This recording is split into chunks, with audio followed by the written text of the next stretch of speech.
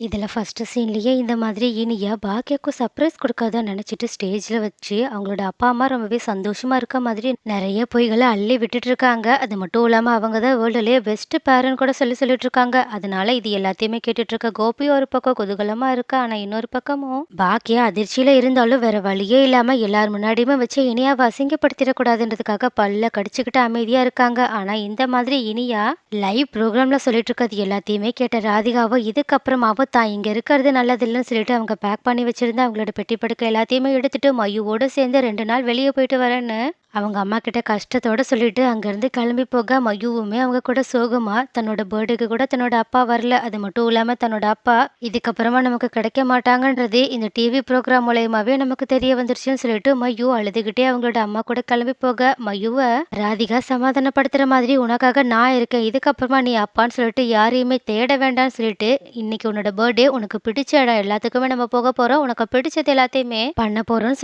சொல்லிட்டு மயுவை சமாதானப்படுத்துறதுக்காக அவங்களுக்குள்ள இருக்க கஷ்டம் எல்லாத்தையுமே மறைச்சுக்கிட்டு அவங்க முன்னாடி சிரிச்சுட்டு அவங்கள வெளியே கூட்டிட்டு போறாங்க. அப்போ இது எல்லாத்தையுமே பார்த்துட்டு இருக்க ராதிகாவோட அம்மாவும் தான் ராதிகா கூட வரலன்னு சொல்லிட்டு சொன்னது மட்டும் இல்லாம நான் உங்க அண்ணா வீட்டுக்கு போயிடுறேன்னு சொல்லிட்டு ராதிகா கிட்ட போய் சொல்லிட்டு நான் இன்னும் பண்ண வேண்டிய காரியம் இங்க நிறையவே இருக்குன்னு சொல்லிட்டு அவங்க அதே வீட்டுல இருக்கிறது மட்டும் இல்லாம கோபியும் பாக்கியாவும் அதாவது அவங்களோட குடும்பமும் ஃபங்க்ஷனை விட்டு வீட்டுக்கு வர்றதுக்காக அவங்களுக்காகவே வெயிட் பண்ணிட்டு இருக்கு. ஆனா இது எதுவுமே தெரியாத கோபியோ செம்ம குஷியோட ஸ்டேஜ்ல இருந்து இறங்கி வந்தது மட்டும் இல்லாம இனியா கிட்ட நான் கண்டிப்பா நீ ஜெயிப்பான்னு சொன்னல, அதே மாதிரியே நீ ஜெயிச்சிட்டேன்னு சொல்லிட்டு அந்த ஸ்டேஜ்ல பேசின விஷயத்த பத்தி எதுவுமே கேட்காம இனியா ஜெயிச்சதை பத்தி மட்டுமே பேசிட்டு இருக்க.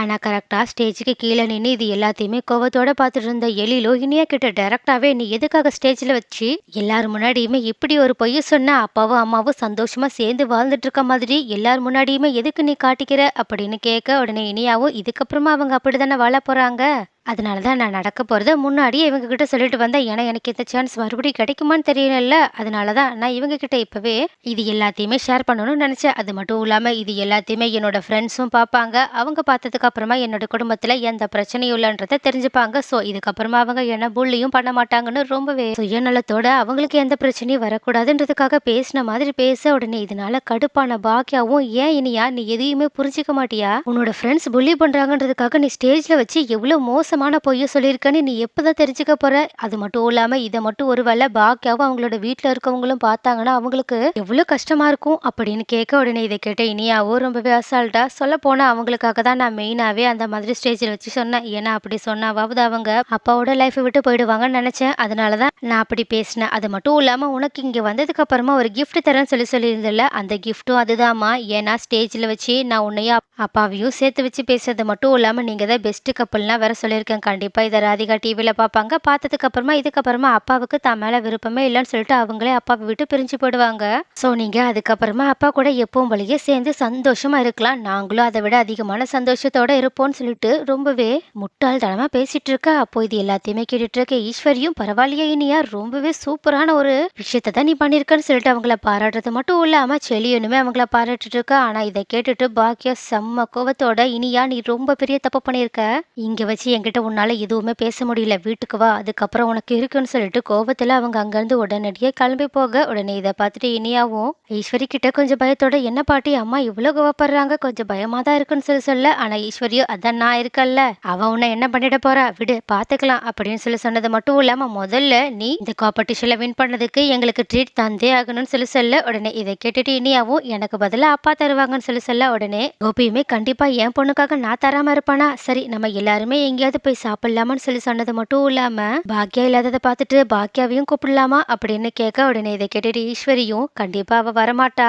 ஏன்னா அவ ஏற்கனவே இனியா பண்ணதுனால கோவத்துல வீட்டுக்கு போயிட்டான்னு சொல்ல. அதே மாதிரி இனியாவும் ஆமாப்பா அம்மா கோவத்துல இருக்காங்க, அதனால நம்ம அவங்கள கூட்டிட்டு போனாலும் அவங்க நம்மள என்ஜாயே பண்ண விட மாட்டாங்க, அதனால இன்னொரு நாள் அம்மா கூட சேர்ந்து போய்க்கலாம், இப்ப நம்ம எல்லாரும் போகலாம்னு சொல்லிட்டு போக. ஆனா இதை கேட்டுட்டு எழிலும் இனியா கிட்ட நாங்களும் வரல எங்களுக்கும் வேலை இருக்குன்னு சொல்லிட்டு அங்கிருந்து புறப்பட பார்க்க உடனே கோபியோ ஏன்டா நம்ம எல்லாருமே ஒன்னா சேர்ந்து சாப்பிட்டா நல்லா இருக்கும்லன்னு சொல்ல. உடனே கோபியை மறைச்சு பார்த்த எழிலு ஈஸ்வரிய பார்த்து எனக்கு ஷூட்டிங் ஒர்க் இருக்கு, அதனால நாங்க போயாகணும்னு சொல்லிட்டு அவங்க எந்த பதில் சொல்றாங்கன்னு சொல்லிட்டு பார்க்க கூட டைம் இல்லாம ரொம்பவே கோவத்துல இருந்தனால அங்கிருந்து அவங்களோட ஒய்ஃபோட சேர்ந்து கிளம்பி போயிடவே. உடனே இதை பார்த்துட்டு கோபியுமே கொஞ்சம் சோகமடியா, ஆனா செலியனும் கோபியை சமாதானப்படுத்திட்டு அவங்க வரலன்னா என்ன நம்ம எல்லாரும் சேர்ந்து போவோம்னு சொல்லிட்டு கூப்பிட. ஆனா ஜெனியோ அவங்க கூட போறது பிடிக்காததுனால நீங்க நீங்க எல்லாரும் போயிட்டு வாங்க. நான் போய் பாப்பாவ பார்க்க போகணும்னு சொல்லிட்டு அவங்களுமே அங்கருந்து கிளம்புறாங்க. அப்ப இத பார்த்துட்டு கோபி ரொம்பவே ஃபீல் பண்ணி நின்னுட்டு இருக்க அவங்கள ஈஸ்வரி சமாதானப்படுத்திட்டு இருக்காங்க. ஆனா இன்னொரு பக்கம் வீட்டுக்கு கோவமா கிளம்பி போன பாக்கியாவ பார்த்துட்டு அவங்க கிட்ட செம்மையா பிரச்சனை பண்ண ராதிகாவோட அம்மா அவங்கள நோக்கி போயிட்டு இருக்காங்க.